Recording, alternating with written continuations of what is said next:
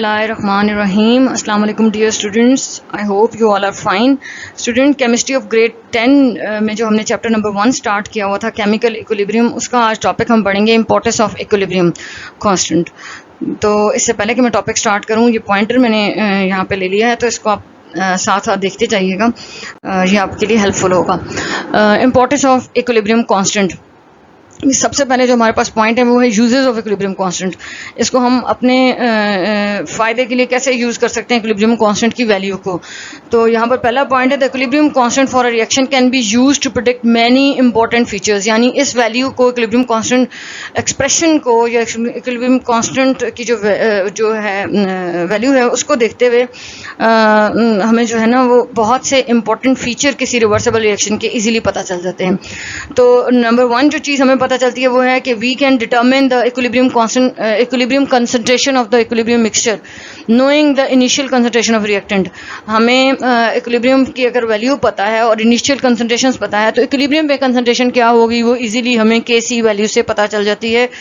तो ये एक पहला फ़ायदा है, इक्विलिब्रियम स्टेट पे, इक्विलिब्रियम मिक्सचर पे की क्या कंसंट्रेशन है, एक तो वैल्यू पता हो plus initial concentration of reactants अगर हमें नोन है, तो हम इक्विलिब्रियम पे जो कंसंट्रेशन है रिएक्टेंट की, प्रोडक्ट की, उस मिक्सचर की, वो पता चला सकते हैं। नंबर 2, हमारा जो रिवर्सिबल रिएक्शन है वो किस डायरेक्शन में जा रहा है, केमिकल रिएक्शन किस डायरेक्शन में जा रहा है, it is going in the forward direction और it is proceeding in the backward direction.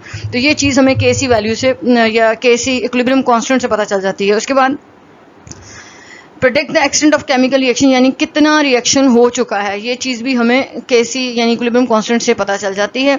उसके बाद है predict the effect of change in conditions of the chemical reaction on equilibrium. हम ये भी पता चला सकते हैं कि कंडीशन चेंज करने से, यानी Kc की वैल्यू अगर पता हो तो उसमें हमें ये भी पता चल सकता है कि अगर हम कुछ चेंज करें तो वो रिएक्शन किस डायरेक्शन में जाएगा। यानी predict the effect of change in conditions, यानी Kc की वैल्यू से हम ये भी कर सकते हैं कि हमने जो कंडीशन चेंज करनी है, कंडीशंस क्या थी, concentration, temperature, pressure and volume, तो उनको भी इक्विलिब्रियम स्टेट के ऊपर हम उन कंडीशंस के चेंज को भी, effect of change in conditions of the chemical reaction on equilibrium, ये चीज़ भी हम प्रेडिक्ट कर सकते हैं।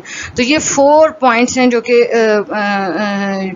बेसिकली हमें इक्विलिब्रियम कांस्टेंट से पता चल जाते हैं। तो इसलिए इक्विलिब्रियम कांस्टेंट जो है वो बहुत ज़्यादा इंपॉर्टेंट है फॉर रिवर्सिबल रिएक्शंस। अच्छा, अब हमने देखना है कि इक्विलिब्रियम पे अगर कोई रिएक्शन पहुंच गया और हमने उसको, उस पे जो कंडीशंस हैं, कंसंट्रेशन, टेम्परेचर, प्रेशर वगैरह को अगर हम चेंज करते हैं तो वो क्या है। बेसिकली अब हम मूव करें ली चैटलियर प्रिंसिपल की तरफ, ठीक है। तो किसी भी रिवर्सिबल रिएक्शन में इक्विलिब्रियम स्टेट के ऊपर अगर वो पहुंच गया है तो फिर हम when that reaction reaches to equilibrium state, तो हम अगर उसकी कंडीशंस को चेंज करते हैं, कंसंट्रेशन को, टेम्परेचर को, प्रेशर को चेंज करके, तो हम क्या बेनिफिट ले सकते हैं। तो ये वाला जो कॉन्सेप्ट है, ये जो पॉइंट है, इसको इंडस्ट्रियलिस्ट, जो इंडस्ट्रियल केमिस्ट हैं, उन्होंने अपने फेवर के लिए यूज़ किया है कि वो किसी जितने भी रिवर्सिबल रिएक्शन से बनने वाली प्रोडक्ट्स हैं, उनका जब वो इक्विलिब्रियम अचीव कर लेती हैं तो उस वक्त अगर वो टेम्परेचर, प्रेशर या कंसंट्रेशन को चेंज करते हैं तो उनको उनकी जो प्रोडक्शन है उस केमिकल की, उस सब्सटेंस की, वो बढ़ जाती है। तो बेसिकली ये बहुत ज़्यादा बेनिफिशियल है। अभी हम इसको आगे देखते हैं कि कौन कौन से एग्जांपल्स आपकी बुक में गिवन है। प्रिपरेशन ऑफ अमोनिया है जो कि एक रिवर्सिबल रिएक्शन है और उसमें हम इक्विलिब्रियम स्टेट के ऊपर बेसिकली जो उसकी प्रोडक्शन होती है वो 33% होती है, लेकिन जब वो इक्विलिब्रियम पे रिएक्शन पहुंच जाता है और उसकी कंडीशंस को चेंज करते हैं तो उसी 33 को हम शिफ्ट कर देते हैं 98% प्रोडक्शन के ऊपर, जो कि बहुत ज़्यादा फ्रूटफुल रिएक्शन हो जाता है, जिसका कि बहुत ज़्यादा फ़ायदा है क्योंकि प्रोडक्शन तकरीबन 100% हो जाती है। तो अभी हम इस पैराग्राफ में देखते हैं कि क्या है। नाइट्रोजन और ऑक्सीजन जो 2 मेन गैसेस हैं हमारे एटमॉस्फेयर में, जैसे ऑक्सीजन 21% है और नाइट्रोजन 78% है, there are effectively converted in the large scale production of many important chemicals such as ammonia, sulphuric acid. यानी हम नाइट्रोजन और ऑक्सीजन को यूज़ करके, सल्फर को यूज़ करके जो इम्पोर्टेंट सब्सटेंसेस हैं, अमोनिया जो कि बहुत से दूसरे जो सब्सटेंसेस हैं उनका रॉ मटेरियल है और सल्फ्यूरिक एसिड जिसे हम किंग ऑफ केमिकल्स कहते हैं, ये इनकी प्रोडक्शन बेसिकली किस पे हो रही है, इसी फिनोमेना के ऊपर हो रही है। तो पहले हमारे पास एग्जांपल है अमोनिया की। Ammonia is produced by the reaction of nitrogen with hydrogen. ठीक है जी, सामने क्वेश्चन भी नजर आ रही है, नाइट्रोजन और हाइड्रोजन रिएक्ट करें, अमोनिया बन रही है। टेम्परेचर कितना है, 400 डिग्री सेंटीग्रेड, और प्रेशर हमारे पास 200 एटमॉस्फेयर है, और इसके लिए ये जो रिएक्शन एक स्पेसिफिक कैटलिस्ट की प्रेजेंस में होता है। This is known as the Haber process, यानी जिस प्रोसेस के थ्रू अमोनिया गैस प्रोड्यूस हो रही है इसका नाम है Haber process. This is a reversible process and produce only. Normally जब हम इसको आम कंडीशन पे नॉर्मल इस टेम्परेचर और प्रेशर पे काम करते हैं तो ये जो प्रोडक्शन होती है वो 33% होती है एट इक्विलिब्रियम। जब इक्विलिब्रियम अचीव कर लेता है रिएक्शन तो इसके हम प्रेशर को बढ़ा देते हैं। The high pressure is use to favour the formation of ammonia and then cooling the equilibrium mixture gives 98% ammonia.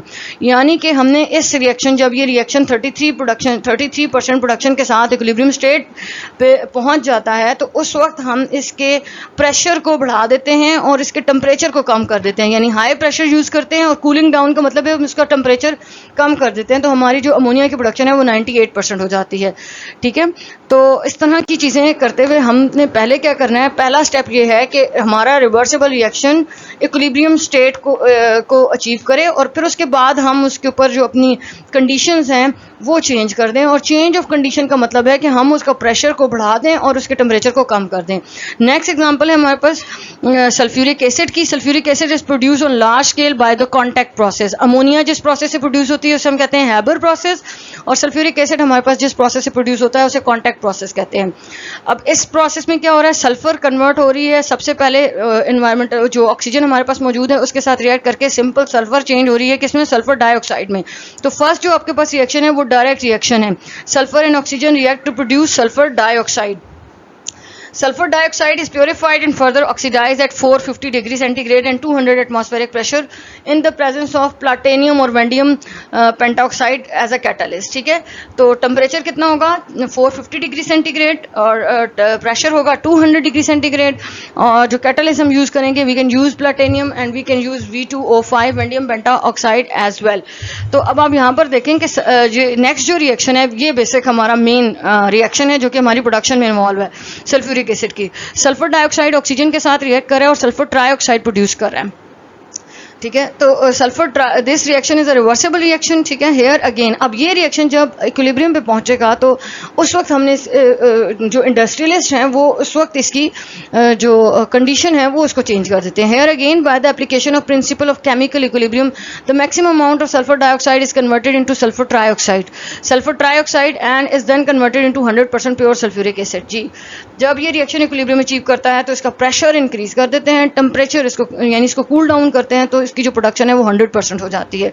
तो नेक्स्ट जो हमारी वीडियो इंशाल्लाह आएगी वो ली-चैटलियर प्रिंसिपल पे आएगी। ये जो कॉन्सेप्ट है ये उसी से, high pressure and low temperature, ये उसी से रिलेटेड है।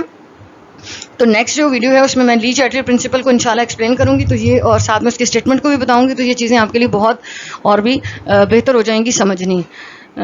तो अभी तक के लिए इतना ही काफ़ी है। आप इसको अच्छे तरीके से पढ़ें, समझें, ये क्वेश्चंस को लिख के प्रैक्टिस करें, और अगर कोई चीज़ कंफ्यूज करती है क्योंकि इसमें इन वीडियोस में जो है चीज़ को समझने के लिए अगर आपको फिर से मेरी की ज़रूरत पड़ती है तो आप कमेंट में क्वेश्चन लिखें तो मैं उसको दोबारा से एक्सप्लेन कर दूँगी। थैंक यू, अल्लाह हाफ़िज़।